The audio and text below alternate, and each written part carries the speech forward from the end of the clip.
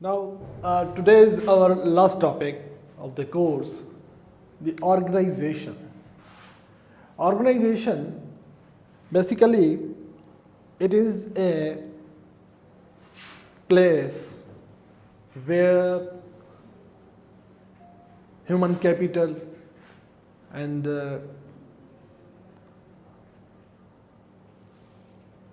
इनके बारे थोड़ा बियर रखा उस यही तो और बियर शुरू किया कंटिन्यू किया ना हाँ today is our topic and last topic of the course is organization. In the field of microeconomics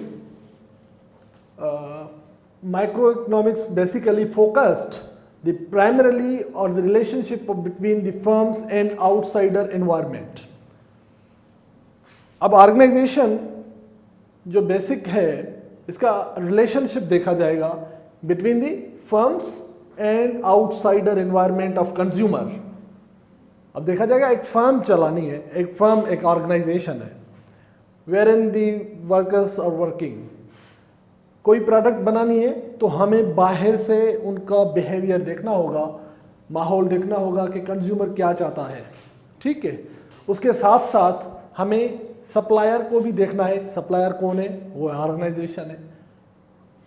फिर क्या होगा? कॉम्पिटिटर्स को देखा जाएगा कि कॉम्पिटिटर्स क्या चाहते हैं और उसकी जो रेगुलेशन होगी कैसे चलाना होगा. ऑर्गेनाइजेशन बेसिकली काम करती है ये थ्रू माइक्रो इकोनॉमिक्स. ठीक है. Internally it was focused, it was assumed that a firm was able to measure the cost associated with any pattern of exchange with the outside environment in order to determine the best production and marketing decision.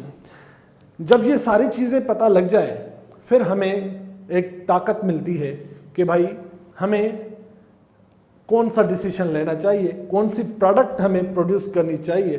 ठीक है, to determine the best production, वो production कौन सी होगी जो बेहतर होगी हमारी फर्म के लिए और मार्केटिंग डिसीजन लेने के लिए.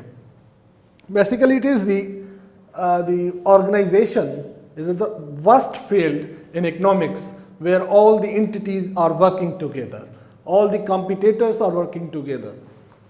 Now the suppliers and consumer. A suppliers always think about its consumers.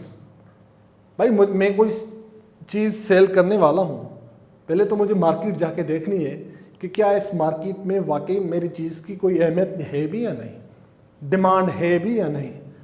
बगैर जांच पड़ताल के सप्लायर कभी भी अपनी चीज़, कभी भी कोई भी अपनी प्रोडक्ट किसी भी मार्केट में नहीं सेल आउट करेगा, क्योंकि उसे नुकसान नहीं, उसे फ़ायदा होना चाहिए.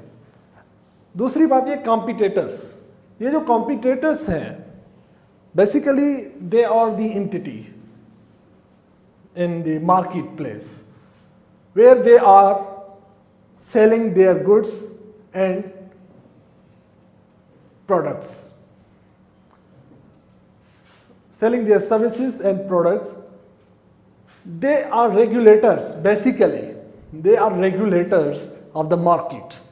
ये तीनों अगर ना हो ना, कॉम्पिटिटर भी ना हो, सप्लायर भी ना हो और आपका ये कंज्यूमर भी ना हो, तो फिर आपकी कोई मार्केट नहीं होगी.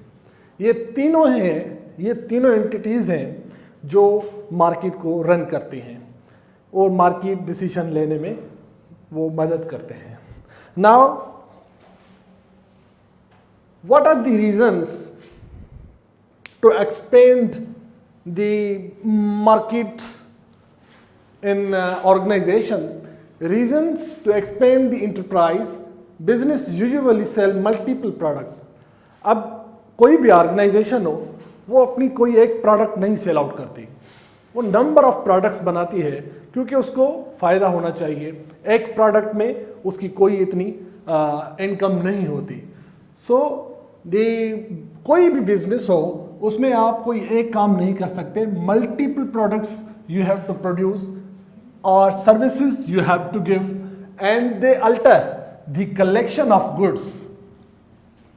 इस चीज़ से आप जो कलेक्शन ऑफ द गुड्स है and services provided over time, वो किसी एक टाइम पे नंबर ऑफ प्रोडक्ट्स प्रोड्यूस करती है कोई भी एंटरप्राइज, ठीक है, कोई भी बिजनेस हो, किसी भी बिजनेस में कोई एक प्रोडक्ट एट ए टाइम नहीं चल सकती, क्योंकि नुकसान होगा, फायदा कोई नहीं होगा. So the organisation, it is a vast topic, but we are concluding in 2-3 lines because we have completed all the course. Now this is the final topic, that is the field of microeconomics, basically focused on primarily on the organization. Organization and each point will be determined by the microeconomics, क्योंकि microeconomics का काम है छोटी छोटी चीज़ें को नज़र में रखना. अगर ये छोटी चीज़ें, ये चीज़ें अगर नहीं होगी यहाँ पे, तो फिर कोई मार्केट नहीं होगी. ठीक है जी. आउटसाइडर इन्वायरमेंट, जैसे हमने बताया कि वो आउटसाइड वाला माहौल हमें देखना पड़ेगा कि बाहर क्या हो रहा है.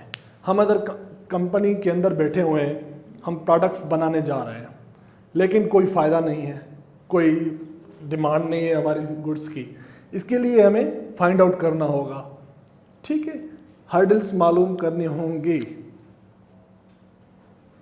इन order to determine the best production.